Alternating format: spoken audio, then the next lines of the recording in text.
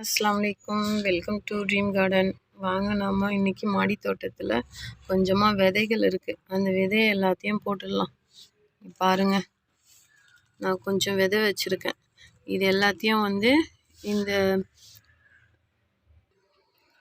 Paint வழியில் இதிலலாம் போட்டுடலாம். என்னென்ன விதைன்னு பார்க்கலாம். இங்கே பாருங்கள், கொஞ்சமாக வெண்டைக்காய் விதை இருக்குது. அதுக்கப்புறம் கொத்தவரங்காய் விதை இருக்குது.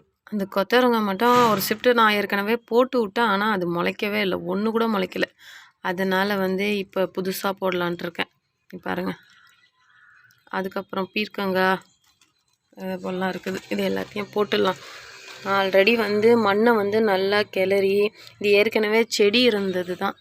அதனால் நான் அந்த மண்ணை ரீபாட் பண்ணிவிட்டு அந்த மண்ணெல்லாம் கொட்டிட்டு திருப்பி எல்லாத்தையும் ஃபில் பண்ணி வச்சுருக்கேன்.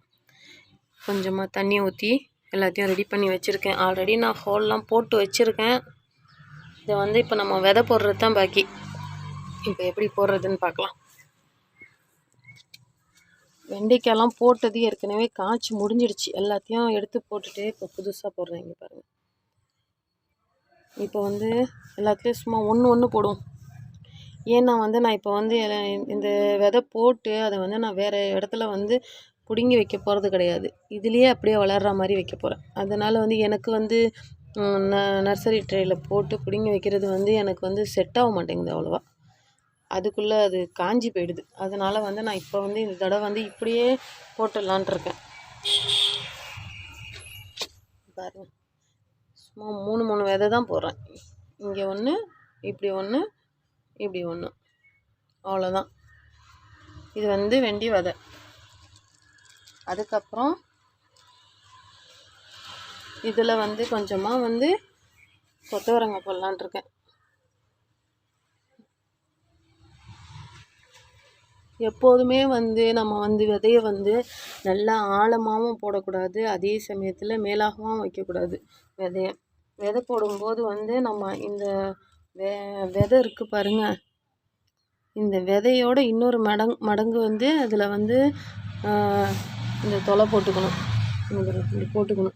அப்போ தான் சீக்கிரமாக எழுந்திரிச்சு மேலே வரும். இல்லைன்னா உங்களுக்கு விதை முளைச்சி வரதுக்கே ரொம்ப நாள் ஆகும் நம்ம ஆழமாக போட்டால்.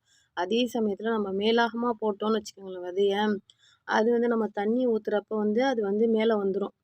நல்லா துளிர் வரும்போது அந்த மேலே வந்துடும், ஒழுங்காக முளைக்காது. அதோட புடலை விதை 2 தான் இருக்குது. அதனால் நான் இதிலே போடுறேன்.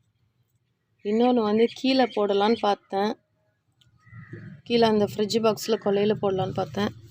சரி, இதிலே போட்டு விட்ருவோம். போட்டுட்டு வேணால் இது கொடி காய்கறியாக இருக்கிறதுனால அப்படியே மண்ணோட தூக்கி வச்சிடலாம். இருக்காங்க சும்மா ஒரு 2 விதை போடுறேன். மீதியை அங்கே கீழே மண்ணில் வச்சுக்கலாம். நம்ம விதை போட்டாலும் சரி, அதே போல் புதுசாக செடி வச்சாலும் சரி, நம்ம வச்சு முடித்த பிறகு கண்டிப்பாக உயிர் தண்ணின்னு ஊற்றணும். தண்ணி தெளித்து விட்டால் தான் அது நல்லா துளிர் வரும். உயிர் தண்ணி ஊற்றணும்.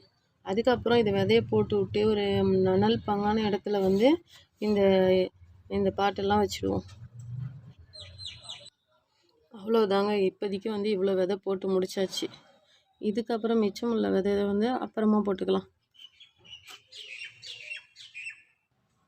நான் இந்த செடியில் உள்ள இதில் துளிர் வரக்கூடிய அந்த செடியெல்லாம் நான் மாற்றி வைக்க போகிறது கிடையாது. இதை இப்படியே வச்சிடலான்ட்டு இருக்கேன். அதுக்கப்புறம் நம்ம நர்சரியில் வாங்கினோம்ல கிரேப்ஸ் செடி, அது பாருங்கள் எவ்வளோ துளுத்து வந்திருக்குன்ட்டு, எவ்வளோ சூப்பராக நல்ல கொடியாக வருது. நல்லா சூப்பராக வந்துருச்சு. ஆனால் காய் வைக்க தான் எத்தனை நாள் ஆகுமோ, எத்தனை மாதம் எத்தனை வருஷம் ஆகுமோ தெரியல. ஆனால் நல்லா சூப்பராக வருது. எவ்வளோ அழகாக செழிப்பாக வருது பாருங்கள். பாருங்கள், நல்லா துளிர் வருது பாருங்கள். கொடி நல்லா சூப்பராக போகுது. இந்த வீடியோ உங்களுக்கு பிடிச்சிருந்தா ஷேர் பண்ணுங்கள், கமெண்ட் பண்ணுங்கள், சப்ஸ்கிரைப் பண்ணுங்கள். இன்ஷா அல்லாஹ் நம்ம அடுத்த ஒரு நல்ல வீடியோவில் சந்திப்போம். அஸ்ஸலாமு அலைக்கும்.